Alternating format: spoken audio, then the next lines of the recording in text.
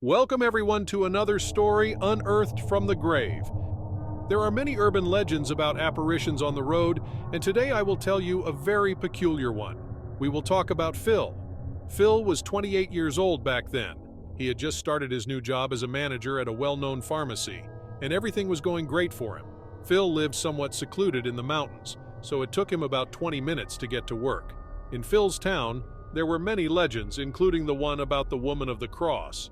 Locals tell the story of a young woman and her husband who, many years ago, were on their way home one October night. Unfortunately, they had an accident due to a marital argument, and she didn't survive. It is said that every October night, that woman appears on the road, waiting for her husband to take her back home. At that time, Phil was working the night shift, and even though many warned him about that legend, Phil didn't care because he was earning good money. Phil's shift started at 11 p.m. Before leaving, his mother talked to him, gave him 2 kisses on the cheeks, and told him that even though she knew he didn't believe in anything, he should remember not to talk to the dead. Phil slightly mocked it, but agreed with his mother. He got into his car and left. As he ventured deeper into the mountains, the fog and moonlight intensified their presence. Phil slowed down, and after taking several turns, he could make out a figure in the fog. It could have been anything. Perhaps an animal or just the shadow of his car. The problem arose when he looked in the rearview mirror and saw a woman sitting in the back of his vehicle.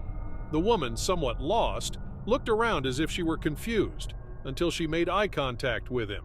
Phil recalls that an indescribable panic ran through him completely.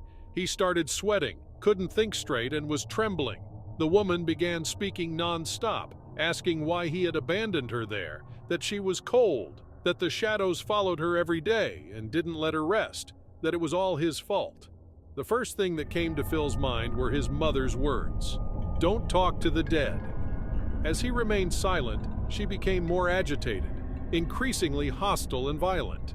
Phil remembers how she yelled at him to look at her, to respond, but he ignored her as much as humanly possible.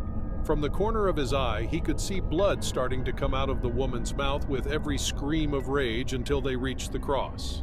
As is customary, the locals had marked the accident site with a cross and had set up a shrine to leave flowers for the deceased. When they arrived at this point, the woman had disappeared from the car, and Phil could see her standing next to the cross. It was one of the most intense experiences in Phil's life, an experience he once told his mother about. She told him never to drive alone in October without something occupying the passenger seat because, otherwise, that woman would get back in the car with him. His mother told him that several men had lost their lives on that road due to accidents in the month of October.